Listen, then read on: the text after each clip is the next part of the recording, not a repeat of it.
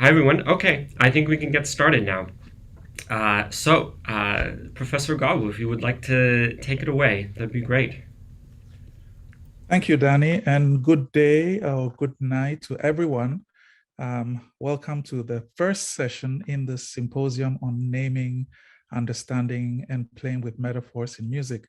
My name is KOFI Agawu, and I have the pleasant duty of moderating this session. In this session, appropriately titled Figure and Sign, we will get help, so to speak, from Persian semiotics. So be prepared for a certain amount of taxonomizing.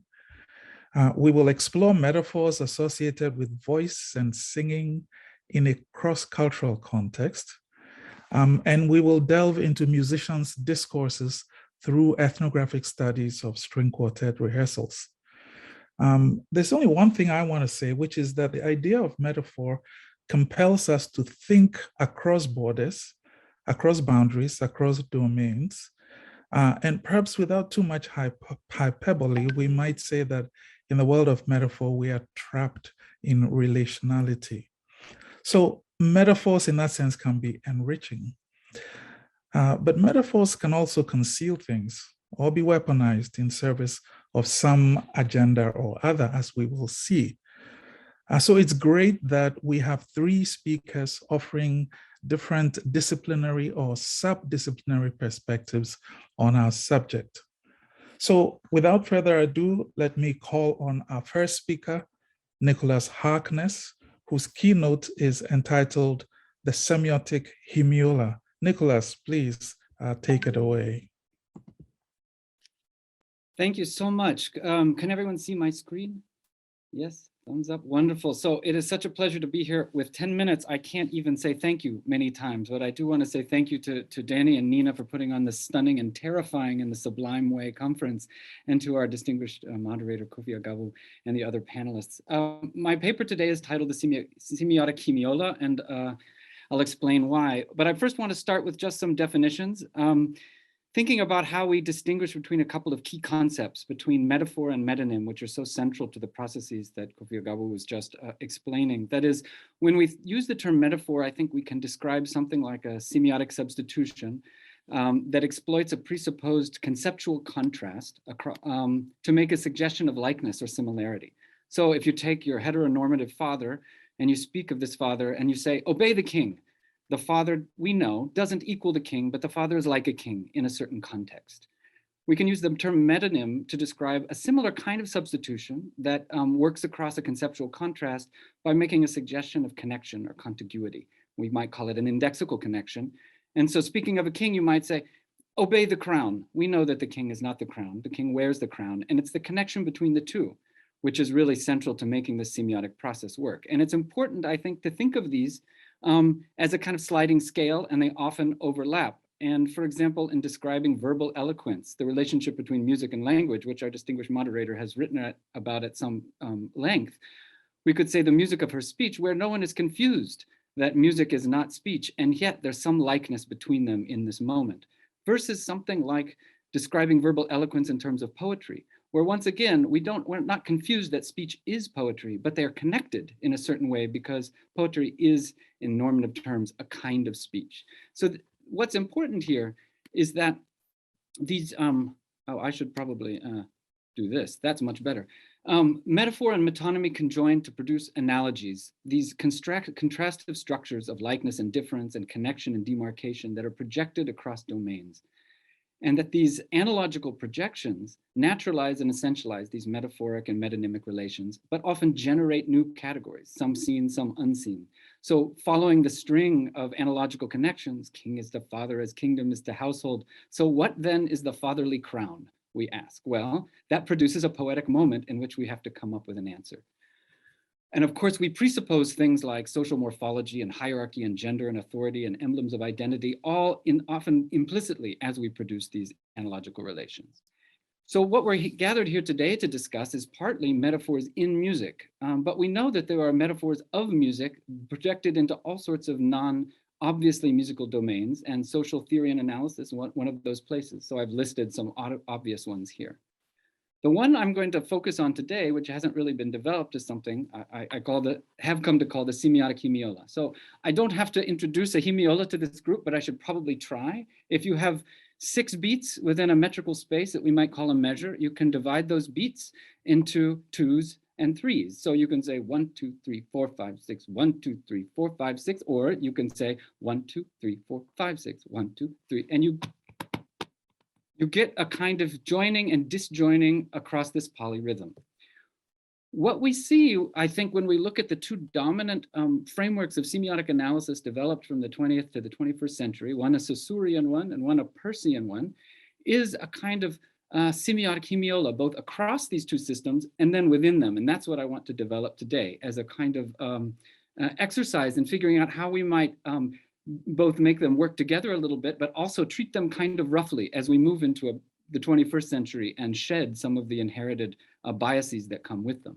So the classic one clearly is the Saussurean model of the signifier and the signified.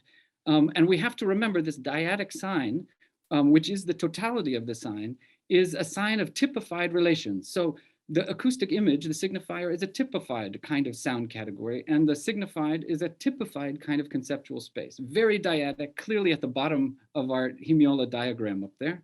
And these 2 pieces of the sign link together 2 broad domains, a kind of social psychology of linguistic sound, if we stay within the Saussurean linguistic world, and a social psychology of linguistic meaning and sense.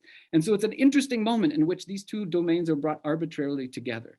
But what is fundamental to the Saussurean system is the fact that this arbitrariness is actually motivated. And it's motivated, that is not purely arbitrary, but motivated within the system by value. And so already even within the Saussure, and this is what the structuralists took and ran away with by projecting phonological type values onto most everything else. What is fascinating here is that when one really considers the problem of value in relation to the Saussurean sign, one introduces a third that hasn't quite been worked out comfortably yet, but provides all sorts of interesting moments for taking apart the Saussurean problem and thinking about it in terms of this rough hemiola. This is a very rough analogy that only barely works if one squints one's eyes for a moment. But if one moves to the other dominant semiotic paradigm, that is of a Peircean one, of pragmatics, you get something that is less structural and more rhythmic. So the hemiola model works a little bit better. Charles Peirce is known for his triadic commitments. That is, everything must be a triad for him. And then we have vast arrays and taxonomies of triads. The sign consisting of an object, a representamen, or that thing that stands for the object, and then an interpretant, which is the third that's brought together. And the interpretant is a very important category for being a third, but also for the way that it provides a kind of internal reflexivity to the sign process that not only is created by these other processes, but reflects back upon them in this dotted line, and then produces a new sign or plays a role in a new sign. So without going into too much detail, which would bore everyone to tears, you can develop these taxonomies constantly and elaborate, and that's exactly what Peirce did. But what Richard Parmentier, a semiotician and anthropologist, pointed out some time ago was that this Peircean triad is actually framed by a dialectic, a dyad, one vector of determination leading from the object to the sign form to the conceptual moment of its recognition, and then back again through this vector of representation.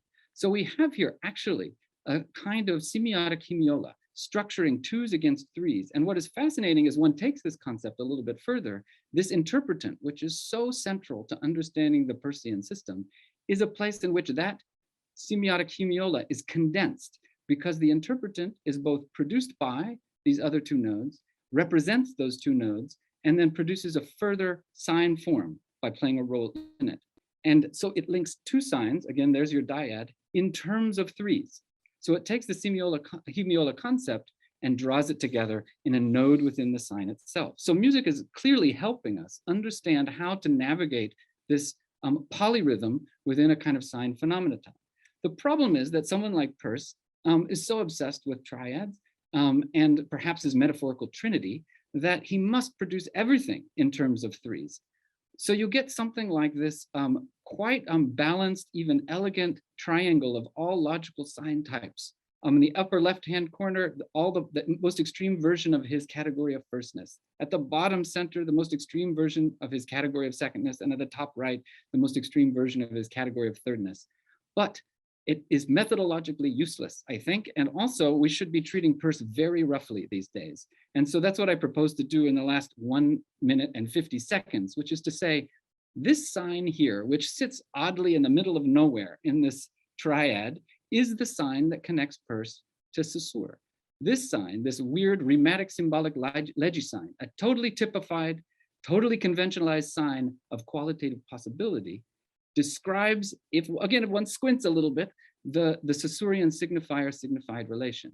And so if we go back to this part of that Peircean sign, this interpretant that so fundamentally grounds this hemiola of twos and threes coming together, and we re-anchor or re-weight this totally useless methodological diagram, which is lovely, but doesn't help us do very much, into a new diagram weighted to the interpretant, we get this crazy thing.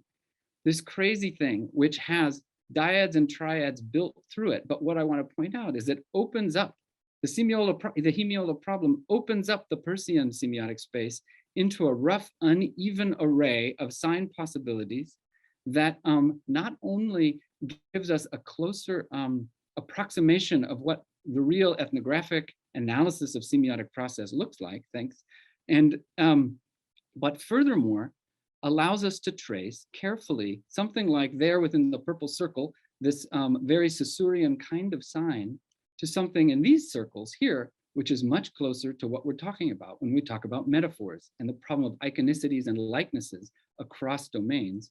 And if we follow this whole array of signs at the sort of bottom sloping line, we get closer to the aesthetic function, to qualities, and to the ineffable dimensions of semiotic process that are so central to music and to being structured by musical metaphor. So thanks very much. My alarm is going off now. There's your hemiola. Nicholas, thank you. That was amazing. My head is spinning. I don't know about others, but we should move on because we'll have plenty of time for questions. And thank you, by the way, for sticking with within the time limits. So I'm just going to move to the next paper, and it's our second speaker is Bethany Battafarano. Her title is Metaphor and Metonym in Cross-Cultural Considerations of Voice. So Bethany, please take it away. Hi, thank you so much for having me. I'm just going to take a moment and share my screen here. My presentation today is titled Metaphor, Metonymy, Health, and Pathology in Cross-Cultural Considerations of the Voice, and I'm presenting today from Dakota Oyate land in Minneapolis, Minnesota. And let me go ahead and click here. Great. So in Western cosmopolitan cultures, we tend to use a consistent set of vocabulary to describe voices. So today I'll have us start with an activity. I'll share 2 quick recordings of voices. And as you listen, I'll just have you please imagine 2 to 3 words that you would use to describe the sound or timbre of each voice that you hear. I'm gonna swap out to these recordings.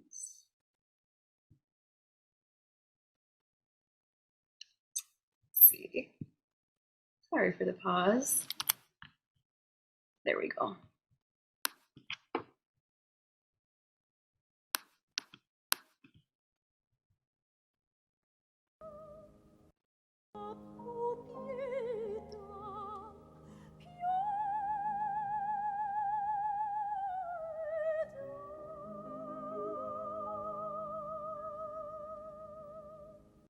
So there we have Kathleen Battle singing O mio bambina caro.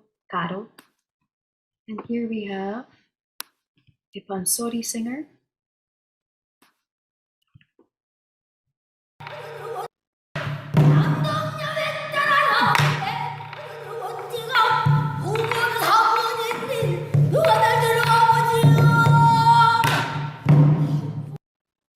Great, I hope you were able to hear those recordings.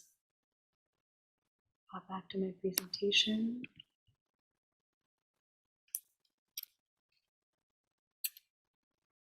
So the language that we in Western cosmopolitan traditions use to describe voices typically falls into one of three categories, as described by musicologist Philip Togg.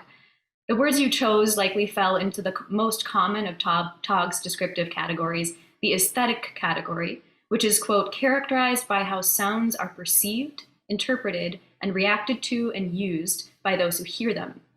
Today, we'll focus on a subset of aesthetic descriptors, transmodal and synesthetic metaphors. These metaphors include language like rough, smooth, gravelly, pure, pressed, clean, or strong, words that you might have just chosen to describe either of the two voices you just heard.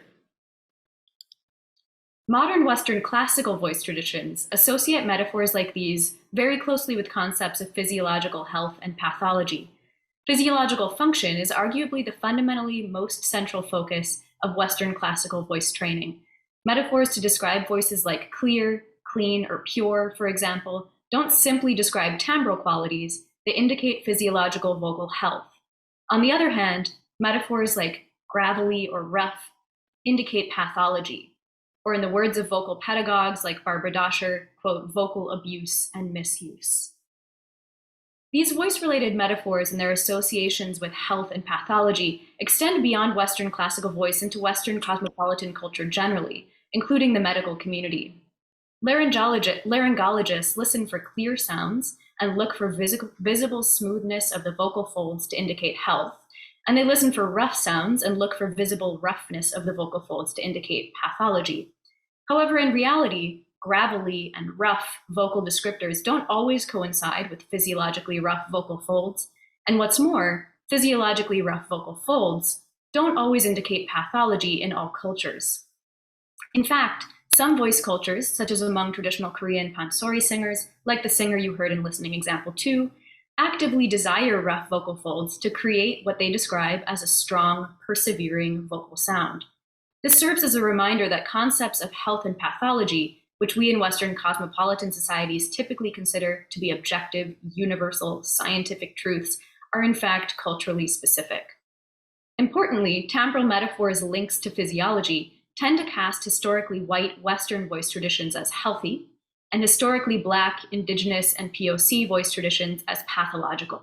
They create a white Western classical and a non-white, non-Western classical dichotomy, with the most objective measure of correctness, health, associated with whiteness, and the most objective measure of incorrectness, pathology, associated with non-whiteness.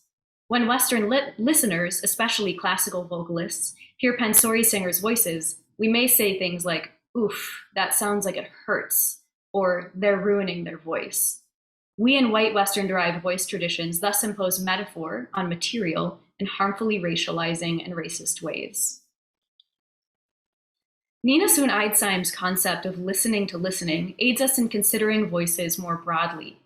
Eidsheim recommends that we listen to the perspective of a voice culture's own listeners. In other words, it calls us to ask how individuals within a given voice culture hear and describe their own culture's voices. To do so, Eidsheim asks us to move away from what she calls the figure of sound, or our own culturally specific vocal vocabulary. Eidsheim's concepts, when applied amongst vocalists, have a profound impact. As a vocalist who works in Western classical historical performance practice, it's often my job to imagine and attempt to reproduce voices from across time and culture.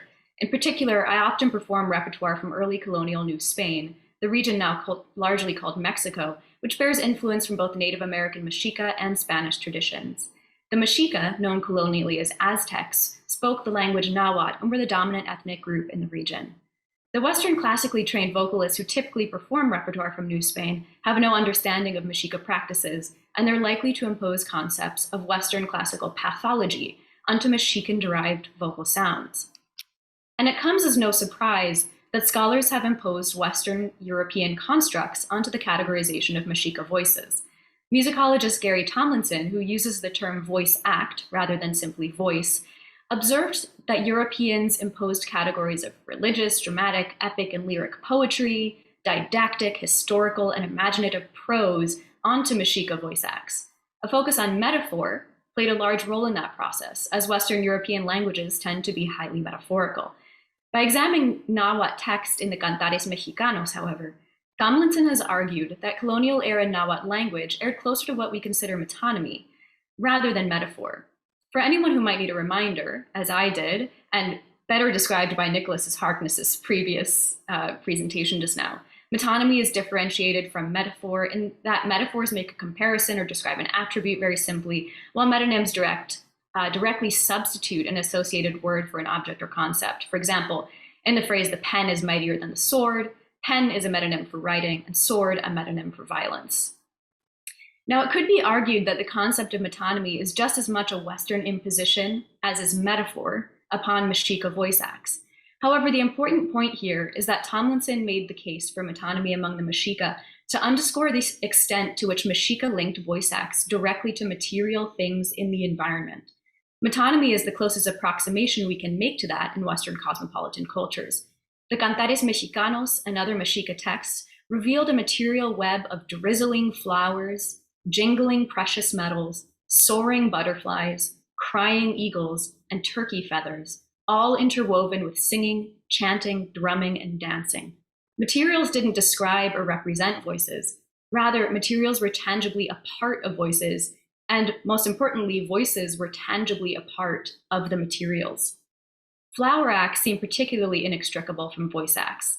Tomlinson stated, quote, "The producing of flowers through acts of singing and drumming was something tending more toward a perceived, palpable reality. Nawa song was florid in a manner distant from our sensibilities, in touch with the flowers one could see and smell around." And one excerpt from the Cantares Mexicanos reads, quote, "Flowers appear, they sprout, unfold, burst into bloom, yewaya. From your belly flow songflowers, then you shake them out, you scatter them, you the singer, O yawa." What can these conceptual and linguistic shifts mean for vocalists? How might thinking of metonymically, or specifically of a Mexican continuously connected material field impact the way we conceive of voices? The Mexican wefts of materiality provide technical ideas for singers to experiment from conceptual, physiological, sonic, and staging perspectives. In addition, they challenge us to confront our Western voice assumptions about what is correct, beautiful, and healthy. Truly considering Mexica voice act cultures requires us to acknowledge and to attempt to shed, at least briefly, our Western classical-derived metaphors, and most importantly, the judgment of correctness and healthfulness they carry. Anthropologist Nicholas Harkness's concept of qualic tuning aids in this process. In qualic tuning, an individual aligns or tunes their qualia or sensory experiences with a cultural's socially ascribed values. A vocalist then would immerse themselves in a voice culture and align their vocal sensory experiences accordingly. Vocalists can engage in immersive, exploratory sensory activities, and exercises can be experimental, curious, non-judgmental, embodied, and experiential. As I describe some activities in closing, I encourage you to choose an object in your surroundings, pick it up, and briefly imagine with me. A vocalist singing Mexica-influenced music that mentions flowers, or perhaps the object that you have in your hand, might hold a flower in their hand, feel its temperature, its weight, its texture, or its textures, and imagine the voice sounding those qualities. They might sing while imagining their voices flowing out of their bellies, as songflowers flow out of Mexica bellies. They might scatter flowers as they do so, imagining their voices moving in the style that flowers move as they fall through the air. They might sit in a garden and smell the flowers in the soil and imagine their voices sounding the scents that they smell. Again, in these exercises, the voice sounds as a continuation of the materials themselves, not as a metaphor for them. In context, it's remarkable to note the impact on vocalist states of mind, of being, of movement, connectedness, and sounding after just a few days with these exercises. Dedicating time, space, and energy to exercises centered around Eidsheim's listening to listening and Harkness's qualic tuning allows us to inhabit diverse ways, not just of voicing, but of experiencing the world. We not only expand our understanding of human voices, we reconceive what it means for something to be natural, healthy, or beautiful. It moves us to reconsider what we have normalized in thought and practice about what human voices can do, say, or be. The goal of this cross-cultural voice practice is to provide us with possibilities, to confront and lessen the damage done by harmful colonial practices, to build more respectful and welcoming spaces for Indigenous, Black, and POC aesthetics and artists today, and to approach our craft with renewed inspiration and conviction. Thank you. Thank you, Bethany. That was wonderful. And thanks for opening up the experiential dimension and for centralizing voice or voice acts, I suppose. And also, of course, for crossing boundaries. We will have a lot, I think, to talk about during the discussion in connection with Nick's paper earlier also. Okay, let's move on. We're doing well so far as time is concerned. Let me just introduce our third speaker, who is Suyin Mak, who will speak on unhealthy, drunk, and squishy like a sponge, embodied and cross-sensory metaphors in the discourse of professional string quartet rehearsal. So Suyin, please take it away. Yeah, well, thank you very much for organizing this. And actually, I think there are aspects of my paper that might connect to both Nick's and Bethany. So I'm very glad that I came last. Well, okay, so let me start then. My paper today examines the role of metaphor in shaping and representing musical understanding in the discourse of practicing musicians. The analysis is based on empirical. Why is this not? Yeah, my analysis is based on empirical data drawn from two larger ethnographic studies that document the collaborative and communicative strategies of the Hong Kong-based Roma String Quartet and the Japan-based Quartet Excelsior. The second study was conducted in collaboration with Hiroko Nishida and Daisuke Yokomori from Kyushu University in Japan. My analysis adopts the framework of Lakoff and Johnson's conceptual metaphor theory, which views metaphor as indicative of a cognitive process by which a more abstract target domain, here music, is understood in terms of the entities, properties, and relations of a more concrete source domain drawn from everyday human perceptions and actions. Thus, a conceptual metaphor is less a figure of speech than a trope of understanding based on analogical reasoning and inferences. And here's the connection to Nicholas's paper. So let me illustrate the concept to the following harmonic progression in Western art music. So a British musician would call this an interrupted cadence, likewise the French, whereas Americans, following the Germans, would call it a deceptive cadence.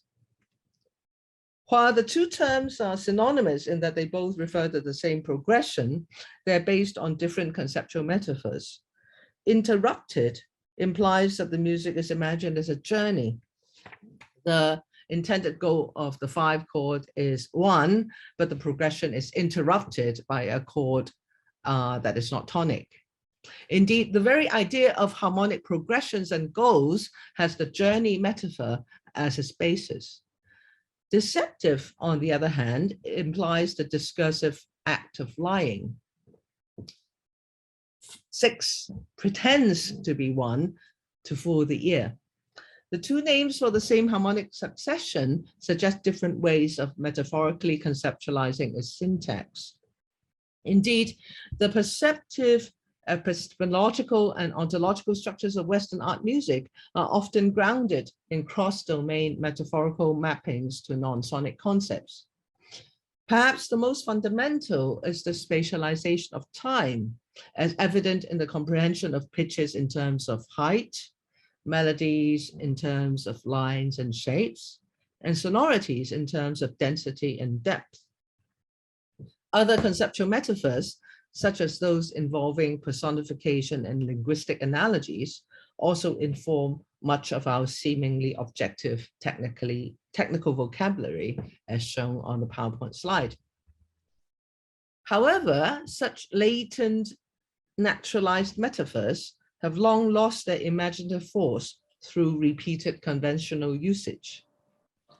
Thus, I'm much more interested in the original and creative metaphors that occur spontaneously in musicians' informal discourse, as their non-transparency produces new insights rather than merely reproduces received meanings. And moreover, highlights the agential and rhetorical functions that metaphors can perform in the negotiation of interpretive opinions. In our 2 ethnographic studies, we collected roughly 45 hours of video recordings over 2 9-month periods. And after the rehearsal conversations have been transcribed and translated into English, we tagged instances of metaphorical usage and implemented inductive thematic analysis in multiple stages, eventually arriving at a taxonomy of conceptual categories and subcategories, as well as a tally of their frequency of occurrence. So just to show you, here is an overview of the Excelsior data set. Dead metaphors, which have become standardized musical terminology, were not counted. Since my time is limited today, the rest of my paper will focus on sensory metaphors that compare musical phenomena to bodily states, those non-sonic modalities of sight, touch, and taste, and items of food and drink. The PowerPoint slide shows our subcategorization, representative keywords, and examples of usage. Just pause for a moment for you to look. Next, I'd like to show you an example in context taken from a rehearsal discussion on the theme of the variation movement from Schubert's Death and the Maiden Quartet. Here is the musical passage in question and what the Excelsior Quartet's cellists have to say about it. Instead of saying they're lumps, no, well, okay, grains, like grains, or like links, something like that. What I mean is, well, the quality of being one by one and so on. The chords, can I say they're thick, like meaty? For each one, is it a sponge, a dangle, or is it iron? I don't quite know. But the cellist uses 2 groups of metaphors to discuss aspects of sound quality and performance execution. The first group is rather generic and refers to how the chord sequence should be shaped and separated. Are they like lumps or grains or links? The second and more interesting group, I think, is more explicitly metaphorical and tactile. Meaty, sponge, glutinous rice dumpling, and iron. For most performing musicians, there's an intuitive embodied connection between tactile and auditory qualities. As Eitan and Rothschild have noted, touch is both a means of producing sound and a feedback mechanism for gauging the performed outcome. And these cross-sensory relationships are often expressed in conventional adjectival descriptions of tone quality, such as warm, soft, sharp, or rough. But in this specific instance, what the cellist wished to communicate as he considered different interpretive options are nuances of substantiality, firmness, and pliancy that cannot be adequately expressed with literal or technical language. His tentative and multiple tactile metaphors constitute attempts to grasp at and articulate that ineffability. As you can see from the 2 violins' responses, the metaphors make their meaning not only visceral and vivid, but also precise and immediately understood. My second example illustrates other sensory metaphors involving embodiment.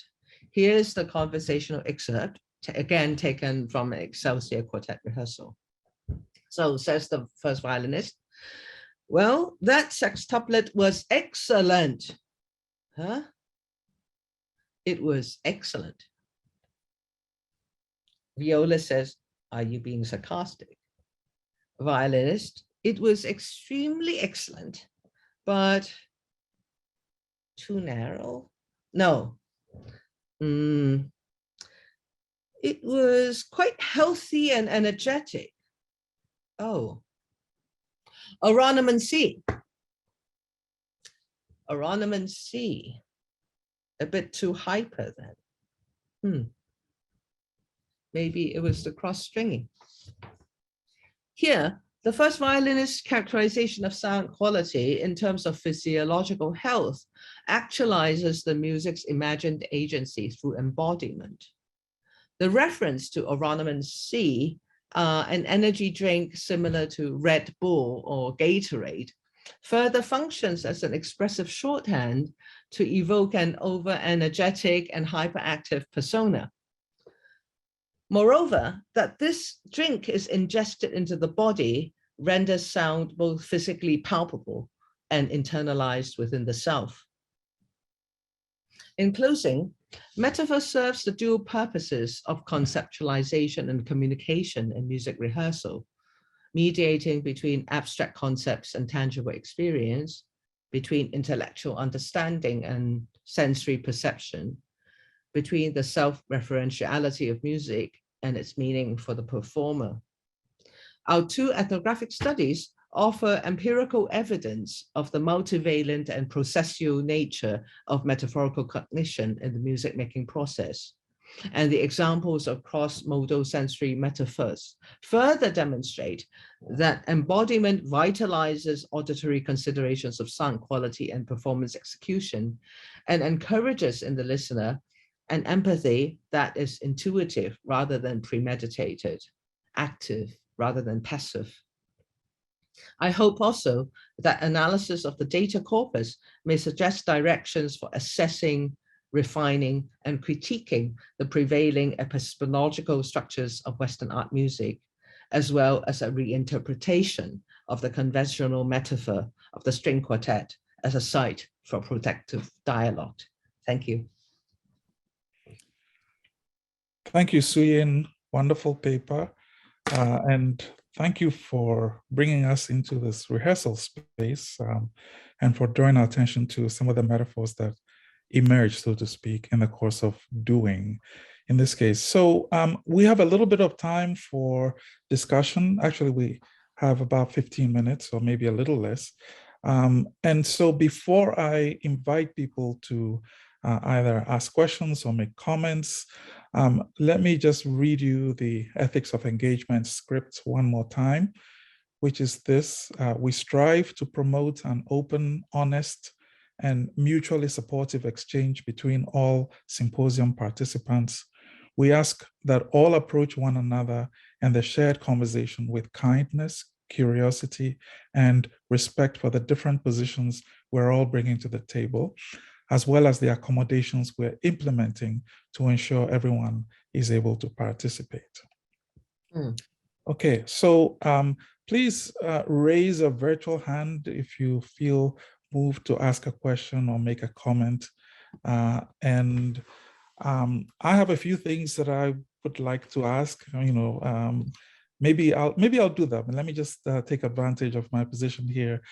But I wanted to say first to Nicholas, your Hemiola, that example.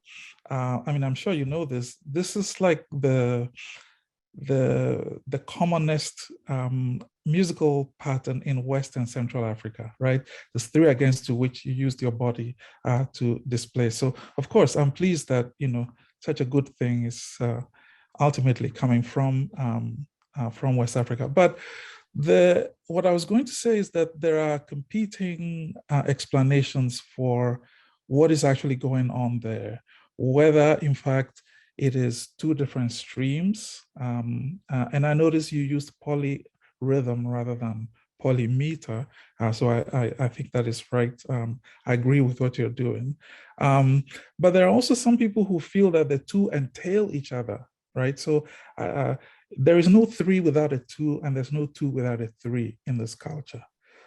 just a thought that I had, and I don't know whether you have any reaction to that. I realize this is just kind of a framing issue, but I love the framing of what you're doing with Saussurian pairs in terms of what we in West Africa have naturalized for many years. But anyway, do you have any kind of reaction to that? I think, first of all, thank you.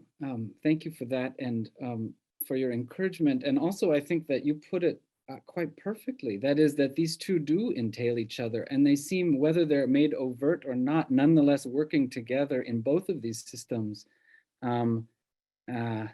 And so to reduce one to a 3 and one to a 2, in fact, misses the point about the productivity of semiotic life. And I think the 1 to 1/2 as two mutually constituting frames of at least measurement, and then its kind of elaboration and qualities is extremely productive. So thank you.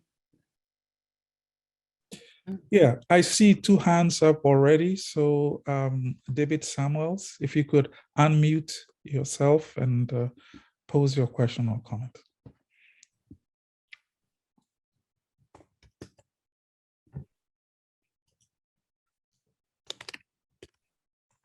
That was David Samuels.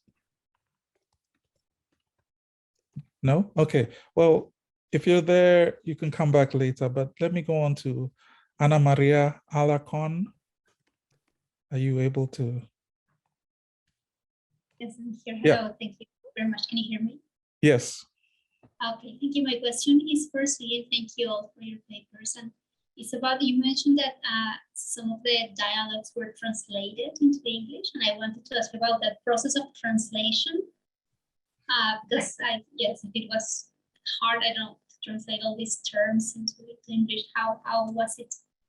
How was the procedure of translating? Oh, I love your question, because there was a part of my paper that I had to cut out because of the time. I think any attempt to render musical understanding into language is a form of translation in a way, and metaphor kind of breaks the boundaries of literal language to force or dislocate, if you like, language into meaning. And when we look through the data, because we've got this Cantonese data and we've got the Japanese data, then there was a lot of question, a lot of refinement needed to be made when we try to translate everything into English. And so I think our priorities, because in translation you always lose something, right? So our priority is always to focus on the concept rather than the language. So like, for example, if somebody says, like this, they're not really making a comparison. They're just pausing while they're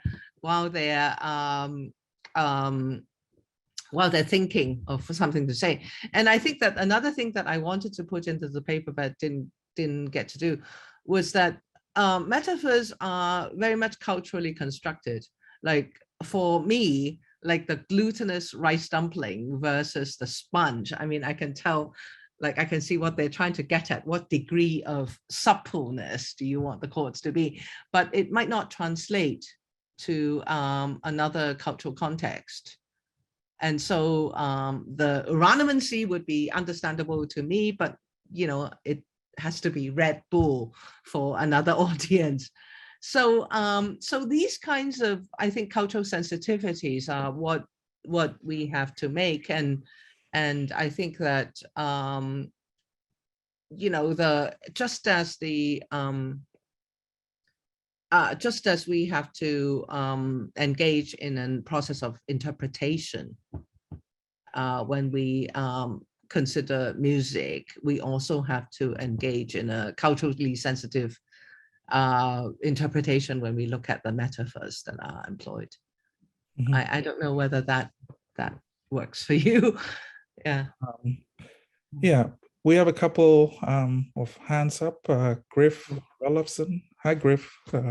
Please go ahead, pose your question.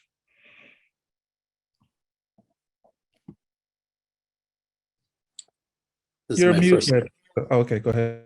my first time trying to do this with a phone. Thank you so much for all your papers.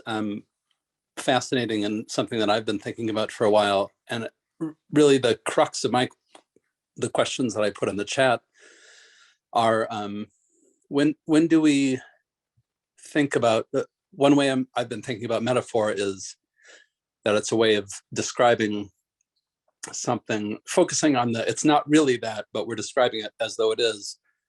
But what if we thought about taking away that negative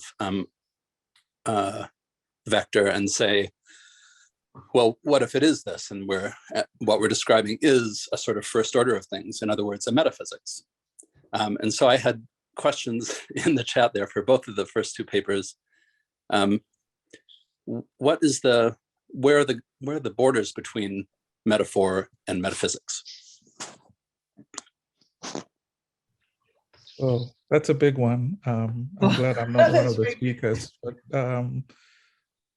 Bethany, Nick, do you want to take a stab at this border that Griff is seeking? Go ahead, Bethany.